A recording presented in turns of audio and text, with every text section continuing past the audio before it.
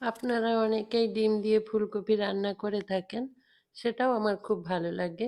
আজ আমিও রান্না করব ডিম দিয়ে ফুলকপি। আশা করি আপনাদের সেটা খারাপ লাগবে না। নমস্কার, আমি মাধবী। আপনারা এখন দেখছেন রান্না ভালোবাসি। রান্না ভালোবাসির আরও একটা নতুন রেসিপি নিয়ে সবাইকে স্বাগত জানাই।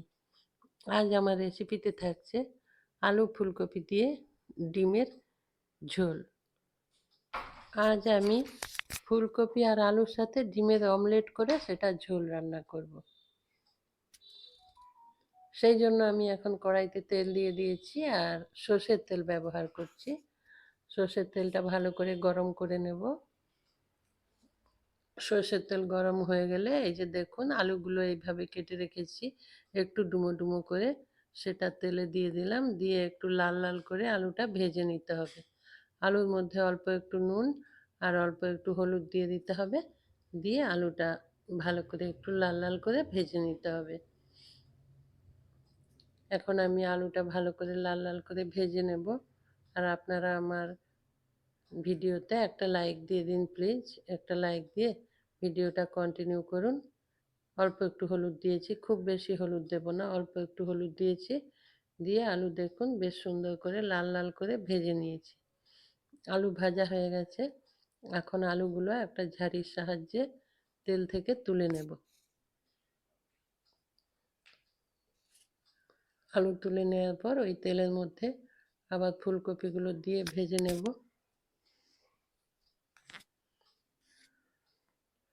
আলু তুলে নিয়েছি, ফুলকপি দিয়ে দেব। হ্যাঁ, ফুলকপি আমি গরম জলে ভালো করে একটু ভাপিয়ে নিয়েছি। গরম জলের মধ্যে খুব সামান্য পরিমাণে নুন আর সামান্য পরিমাণে হলুদ দিয়ে ফুলকপিটা জাস্ট ভাপিয়ে নিয়েছি, সেদ্ধ করিনি। এইভাবে ভাপিয়ে একটু ভালো করে ধুয়ে নেবেন, নাহলে এই ফুলের ভেতরে একটু বেশ ছোট ছোট পোকা থাকে কিংবা কীটনাশক কীটনাশক ঔষধ থাকে। সেগুলো ভালো করে ধুয়ে নেওয়ার জন্য একটু গরম জলে এটা ধুয়ে নেবেন। নিয়ে এই যে তেলে দিয়ে ফুলকপিটাও একটু লাল লাল করে ভেজে নিতে হবে। ফুলকপির মধ্যে অল্প পরিমাণে নুন দিয়ে দিলাম, আর হলুদ দেব না। তেলের মধ্যে হলুদ আছে, আলু ভাজার সময় হলুদ দিয়েছিলাম। আর ফুলকপি ভাপানোর সময় অল্প পরিমাণে হলুদ দিয়েছি, সেই জন্য এখানে আর হলুদ দেব না। লাল লাল করে ফুলকপি ভেজে নিতে হবে। ফুলকপি ভাজা হয়ে গেছে। ফুলকপিও একটা ঝাড়ির সাহায্যে তুলে নেব। তারপর ওখানে আর তেল দেব না, এই তেলের মধ্যেই আমি রান্নাটা করে নেব। সেই জন্য এই তেলের মধ্যে এখন আমি ফোড়ন দিয়ে দেব। ফোড়নে খুব বেশি কিছু ব্যবহার করব না। এখানে দুটো এলাচ আর ছোট্ট এক টুকরো দারচিনি দিচ্ছি। আর একটা তেজপাতা দুই ভাগ করে কেটে নিয়েছি, ওটা দিয়ে দিলাম। ফোড়নে আর কোনো কিছুই দেব না। এখন এটা একটু ভেজে নিচ্ছি ফোড়নটা। ফোড়ন থেকে একটা সুন্দর ফ্লেভার বেরিয়ে এলে তারপর ওখানে ছোট ছোট করে কেটে নেওয়া পেঁয়াজ দিয়ে দেব। একটা চামচের 3 চামচ পেঁয়াজ দিলাম। এখন পেঁয়াজ ভালো করে ভেজে নিতে হবে। একটু ভালো করে এখানে পেঁয়াজটা ভেজে নেব। হালকা লাল লাল হয়ে যাওয়া পর্যন্ত পেঁয়াজটা আমাকে ভেজে নিতে হবে। এই যে দেখুন হালকা হালকা লাল লাল হয়ে গেছে পেঁয়াজটা। এখন পেঁয়াজটা ভালো করে ভাজা হয়ে গেছে, আর ভেজে নেওয়ার দরকার নেই এখানে। এখন এর মধ্যে অল্প একটু জল দিয়ে দেব। পেঁয়াজ ভাজার মধ্যে অল্প একটু জল দিয়ে দেব, তারপর মশলাগুলো দেব, তাহলে আর মশলাগুলো পুড়ে যাওয়ার কোনো সম্ভাবনা থাকে না। সেই জন্য অল্প একটু জল দিলাম। তারপর রসুন বাটা দিলাম 1/2 চামচ, আবার 1/2 চামচ আদা বাটা দিয়ে দিলাম। দিয়ে সব কিছু ভালো করে একটু কষিয়ে নেব। রসুন আদার কাঁচা গন্ধটা চলে যাওয়ার পর বাকি মশলাগুলো আমি মেশাবো। সেই জন্য ওটা একটু মিশিয়ে নিচ্ছি, ভালো করে কষিয়ে নিচ্ছি। কষিয়ে নেওয়ার পর পরিমাণ মতো হলুদ দিয়ে দেব। 1/2 চামচ সব কিছু দিচ্ছি। হলুদ দিয়েছি আর লাল লঙ্কার গুঁড়ো, জিরে গুঁড়ো আর ধনে গুঁড়ো দেব। এই এইগুলো সব সম পরিমাণে দিয়েছি। এখন সব কিছু আবারও ভালো করে কষিয়ে নিতে হবে। এই মশলা খুব ভালো করে কষিয়ে নেব। মশলা থেকে তেল ছেড়ে আসা পর্যন্ত মশলাটা কষিয়ে নিতে হবে। তারপর এখানে মশলা কষানো হয়ে গেলে আমি এখানে দই ব্যবহার করব। আবার একটু জল দিয়ে দিলাম, মশলাটা না হলে পুড়ে যাবে, সেই জন্য অল্প একটু জল দিয়ে দিলাম। দিয়ে মশলাটা এখানে খুব ভালো করে কষাতে হবে। এখন গ্যাসের ফ্লেমটা একটু কমিয়ে দিলাম, কারণ এখানে এখন আমি দই দেব। যখন আমরা দই দেব, গ্যাসের ফ্লেমটা অবশ্যই কমিয়ে দেবেন, না হলে দই ফেটে যেতে পারে। দইটা খুব ভালো করে ফেটিয়ে রেখেছি। আমি অল্প পরিমাণে দই দিলাম, 50 গ্রামের থেকেও একটু কম দই এখানে ব্যবহার করলাম। আর আজকের রেসিপিতে যেহেতু আমি দই ব্যবহার করলাম, সেই জন্য আমি আর এখানে টমেটোর ব্যবহার করলাম না। খেয়াল করবেন, এখানে যেহেতু টক দই দিয়েছি সেহেতু আমি টমেটো ব্যবহার করলাম না। এখন প্রয়োজন মতো নুন দিয়ে দেব। নুন দেওয়ার সময় খেয়াল রাখবেন, কপি আর আলু ভেজে নেওয়ার সময় নুন দেওয়া আছে, সেরকম পরিমাণে নুন দিয়ে নেবেন। প্রয়োজন পড়লে পরে আরেকবার টেস্ট করে নেবেন। এখানে সব কিছু স্বাদ ব্যালেন্স করার জন্য অল্প একটু চিনি দিয়ে দিলাম। এই চিনিটা দেবেন, এটা স্কিপ করবেন না, যেহেতু এখানে দই ব্যবহার করেছি। চিনিটা না দিলে সব কিছুর স্বাদটা ব্যালেন্স হবে না। এই যে দেখুন, খুব সুন্দরভাবে তেল ছেড়ে এসেছে, মশলাটা খুব ভালোভাবে কষানো হয়ে গেছে। এটা লো ফ্লেমেই মশলাটা আমি কষিয়ে নিয়েছি। এখন এখানে ফুলকপি আর আলু যে ভেজে রাখা আছে ওটা দিয়ে দিতে হবে এই মশলার মধ্যে। এটা দিয়ে দেব, দিয়ে আবার সব কিছু ভালো করে মিশিয়ে নিতে হবে। আলু ফুলকপি ভালো করে মিশিয়ে নেওয়ার পর এখানে আমি জল দিয়ে দেব। অবশ্যই আমি এখানে গরম জল ব্যবহার করব। আপনারা ঠান্ডা জলও ব্যবহার করতে পারেন। ঠান্ডা মানে এই আর কি, রুম টেম্পারেচারের জল, সেটাও ব্যবহার করতে পারেন, কিন্তু একটু রেসিপিতে গরম জল ব্যবহার করলে রেসিপির স্বাদটা বেশ আরেকটু হলেও ভালো হয়। এখন এখানে আমি গরম জল দিয়ে দেব। এখানে একটু বেশি পরিমাণে জল দেব, কারণ যেহেতু আমি এখানে ডিমের অমলেট ব্যবহার করব, ডিমের অমলেট অনেকটাই জল টেনে নেয়, সেই জন্য একটু বেশি পরিমাণে জল দিয়ে দিতে হবে। তারপর আপনারা যেরকম ঝোল রাখবেন সেটা বুঝে জলটা দিয়ে দেবেন, আর অবশ্যই নুনটা টেস্ট করে নেবেন। এই ঝোলের মধ্যে জল দিয়ে দিলাম, দিয়ে এখন ওটা ফুটে উঠুক, ততক্ষণে আমরা অমলেট বানিয়ে নেব। তার জন্য আমার এই কড়াইটা ডান দিকের ওভেনে সরিয়ে দেব, দিয়ে এখানে ডিমের অমলেটগুলো তৈরি করে নেব। এই যে দেখুন, আমি একটা বাটিতে দুটো ডিম ভেজে নিয়েছি। প্রত্যেকটা অমলেটের জন্য আমি দুটো করে ডিম ব্যবহার করব। ডিমের মধ্যে নুন দিয়েছি, আর কুচনো পেঁয়াজ দিয়ে দেব। পেঁয়াজটা খুব ছোট ছোট করে এইভাবে কেটে নেবেন। কুচনো পেঁয়াজ 1 চামচ দিলাম, আর কুচনো কাঁচা লঙ্কা অল্প পরিমাণে দিয়ে দেব। এটা আপনারা যেমন ঝাল খাবেন সেটা বুঝে লঙ্কাটা দেবেন।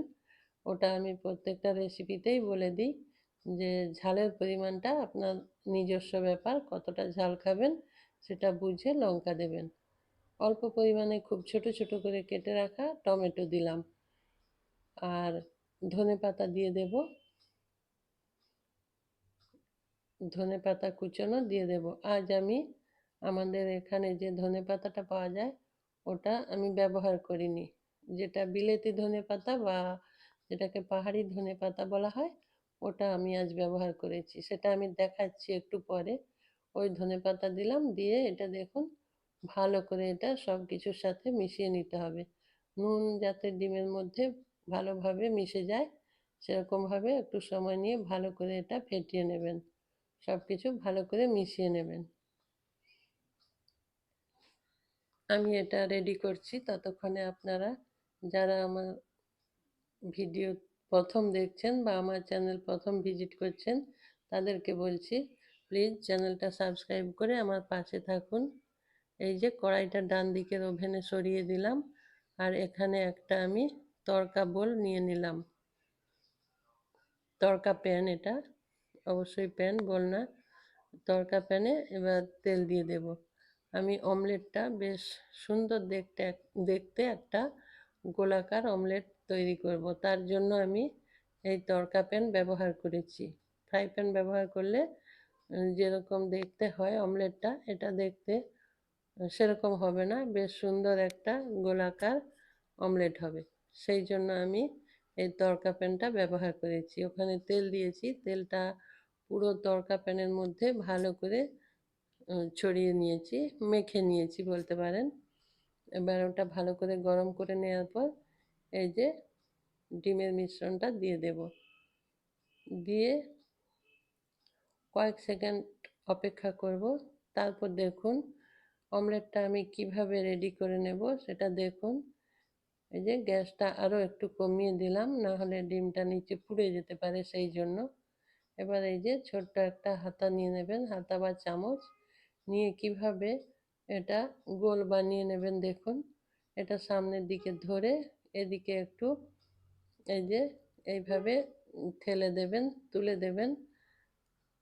দিয়ে এই যে এইভাবে অমলেটটা আস্তে আস্তে উল্টে দিতে হবে দেখুন। এই যে এইভাবে উল্টে দেব, দিয়ে একটা গোল অমলেট হবে। আমি ততক্ষণে অমলেটগুলো তৈরি করে নিচ্ছি। হ্যাঁ, আপনাদের যেটা বলছিলাম, আপনারা আমার চ্যানেলটা সাবস্ক্রাইব করে আমার পাশে থাকবেন। এই যে দেখুন অমলেটটা কত সুন্দর গোল হয়েছে। আর ডান দিকে থাকা বেল আইকনটা প্রেস করে দেবেন, তাতে আমার রান্নার সমস্ত নোটিফিকেশান আপনি পেয়ে যাবেন। অল অপশন অন করে রাখবেন। আবারও একটা অমলেট বানিয়ে দেখাচ্ছি আমি। প্রত্যেক অমলেটে আমি বলেছি দুটো করে ডিম নিয়েছি। আবারও দুটো ডিম ভেঙে তার মধ্যে লঙ্কা, পেঁয়াজ, ধনেপাতা, টমেটো, নুন সব কিছু দিয়ে মিশিয়ে রেখেছি। আবারও দিয়ে দিলাম, দিয়ে ঠিক একইভাবে আবারও একটা অমলেট বানিয়ে নেব, গোল অমলেট। আমার এই রেসিপি আপনাদের যদি ভালো লাগে অবশ্যই আমাকে কমেন্ট করে জানাবেন। আর আমি বলছি এটা একবার ট্রাই করবেন। বেশ অমলেটটা বেশ ঘন মোটা হবে, আর ঝোলের সমস্ত মশলা ওর মধ্যে প্রবেশ করে বেশ সুন্দর একটা টেস্টি লাগবে। পাতলা অমলেট খেতে যেরকম লাগে তার থেকে অবশ্যই বেশ সুন্দর লাগবে এই অমলেট খেতে ঝোলের মধ্যে। এইভাবে অমলেট বানিয়ে ফুলকপি আলু ছাড়াও শুধু মশলা দিয়ে বানিয়ে নিতে পারেন। এই যে 3টে অমলেট আমি বানিয়ে নিয়েছি।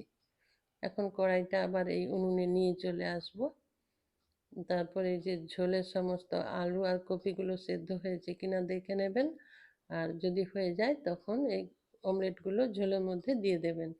দিয়ে ভালো করে ঝোলের মধ্যে এই যে এভাবে ডুবিয়ে দেবেন একটু খুন্তি দিয়ে।